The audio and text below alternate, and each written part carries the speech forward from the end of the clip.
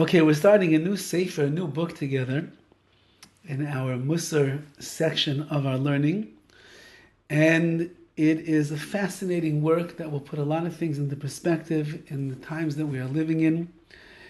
It was written over 20 years ago, about 24, 23 years ago when 9/11 took place, to the great shock of the entire world that you could have a nation and you could have a people of Arabs that came along and they masterminded one of the most gruesome terrorist attacks that the world has ever seen before, crashing two planes into the Twin Towers with a total disregard and respect for humanity and human life, killing thousands of people and impairing and damaging and changing the lives of all of the thousands and thousands of people that were connected to the fathers, to the mothers, to the brothers, to the sisters, to the sons, the daughters, the husbands and the wives that were there in those Twin Towers when they fell. Yishmael, the nation of Yishmael, the Arabs came along and they did such a horrific, terrible thing. So there's one of the Rosh Yeshivas of Tells in Cleveland. His name is Aaron Dovid Goldberg. When he saw this take place, he was in shock. And he decided that he was going to do an in-depth analysis of the nation of Yishmael, who we will call the modern-day Arabs, the terrorists that are coming along and doing these things, which we find October 7th, and bus bombings and suicide killings and all the different things that take place. And he went through the Torah and through Chazal, through our sages and Midrashim and Gemaras and the Rishonim and the Mefarshim and the commentators to give us a clear picture of why this exile of Yishmael is something that is so difficult and so painful and continues to exist throughout the millennia and the generations. He wrote a book called Koil Dodi Dofek.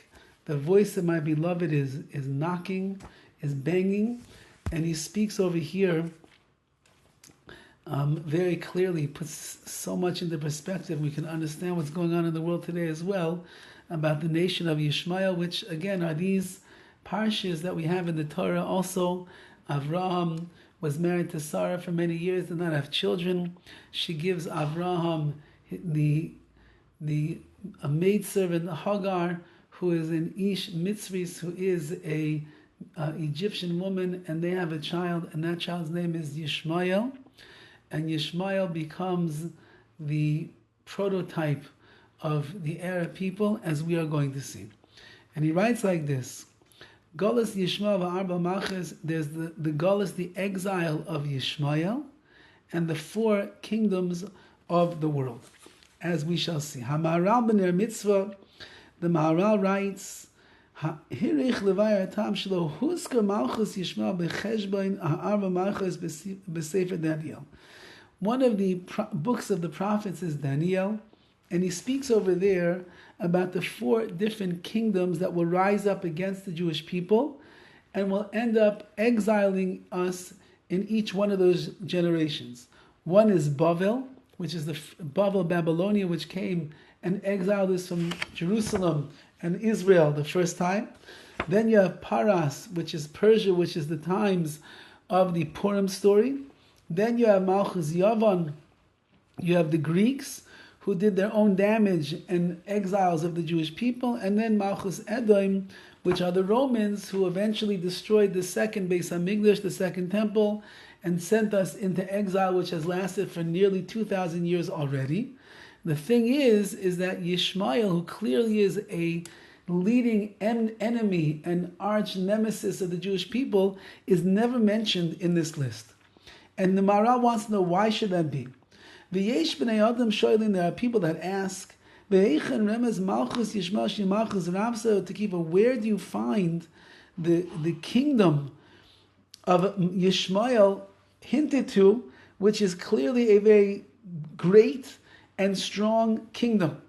Uchuvas sheilezoi zois mashaloi zocha malchus Yishmael, and the answer of why we don't find the kingdom of Yishmael mentioned in any of these lists Ki lo yechashev hakosav racha malchus shekiblu malchus kedishin elyonim.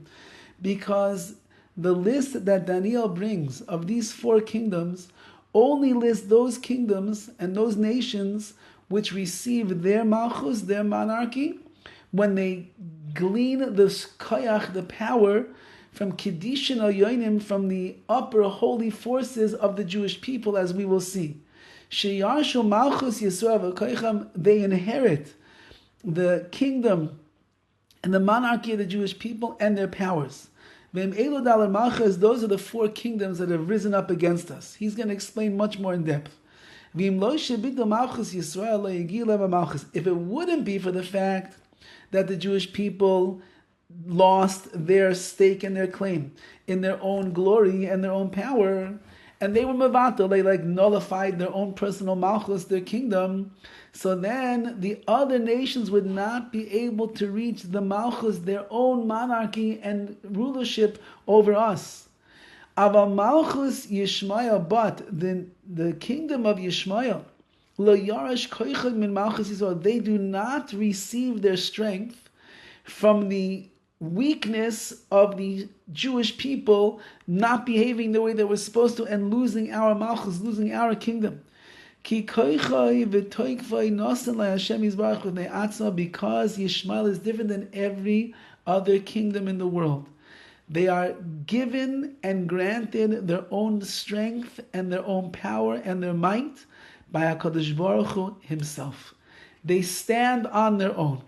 Every other malchus, as we are about to see, only exists because they steal almost, and they inherit the strong powers of monarchy from the Jewish people.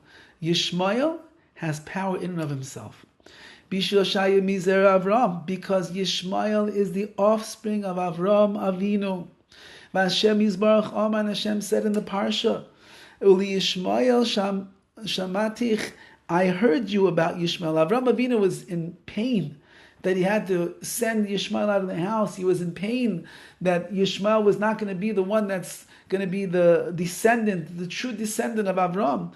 And he said, Halavai, I wish that I could do something with Yishmael. And Hashem said, I heard you, Avram. Don't worry. And therefore HaKadosh Baruch Hu gave to Yishmael power and strength and might, all on his own. He stands by himself. He doesn't need any help from the Jewish people. If the Jewish people will weaken, he's going to get strength. No, it doesn't work like that. Yishmael on his own was filled up. He was emboldened, and he was given this power that HaKadosh Baruch Hu is giving to him. And that's the reason why that they're not mentioned in the list of the 4 kings in Daniel. Rather,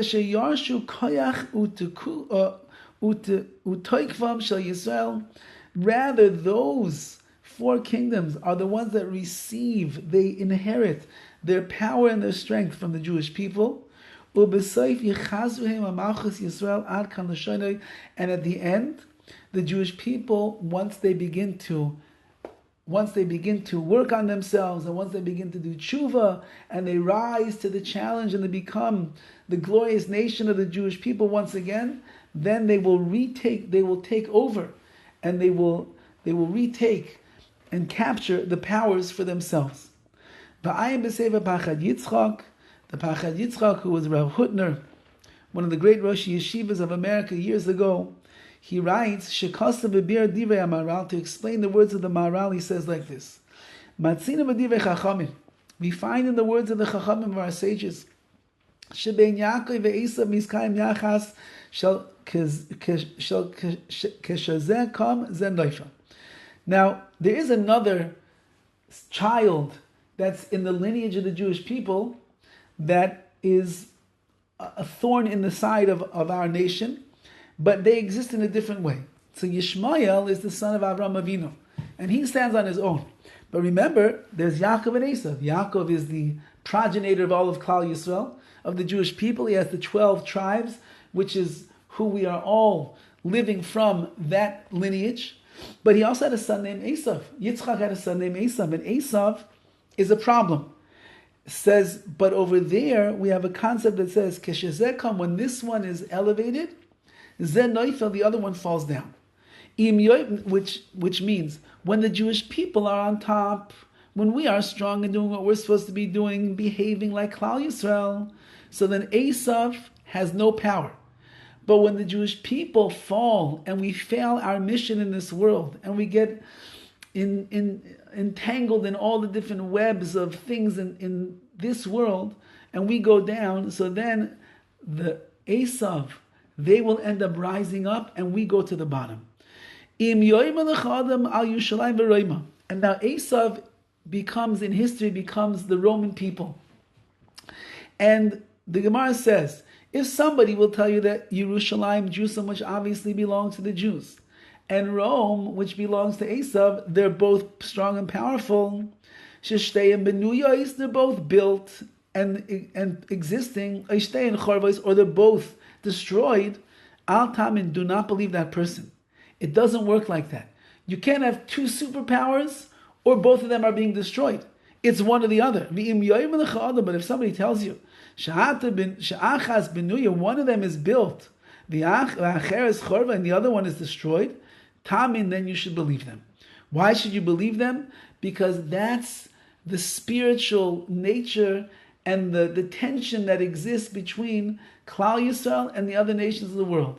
When we are doing what we're supposed to, when we're elevated and we're glorious and we're fulfilling our purpose in this world, we're on top, and the nations that wanted to get us, they're on the bottom, they don't have any strength. But when we switch and we go to the lowliness of the Jewish people, automatically the other nation inherits our strength and they go to the top. Ve'ilu b'nogeya liYishmael, but when it comes to Yishmael, the offspring of Avram Avinu, it doesn't say anywhere that it works when the Jewish people are on top, Yishmael's on the bottom. And when the Jewish people are on the bottom, Yishmael's on the top. Doesn't work. Yishmael does not exist on the destruction of the Jewish people. Yishmael is going to exist on his own volition. And that's what a lot of this Sefer is going to deal with. Why is it that Yishmael has so much power? Why do they have so much strength? They have survived thousands of years of Jewish history, and they rear their ugly head everywhere that we go in this world. And as we can see, they're populating the entire universe at this point. Why is that? If they're so negative and they're such an enemy, why would HaKadosh Baruch Hu give them these powers? That's going to be a large part of this Sefer, and we're going to learn little by little so we have a much deeper understanding of what is going on and what we could do to possibly combat, Be'ezus Hashem, the evil forces of Yishmael in this world. Okay, we'll continue next time.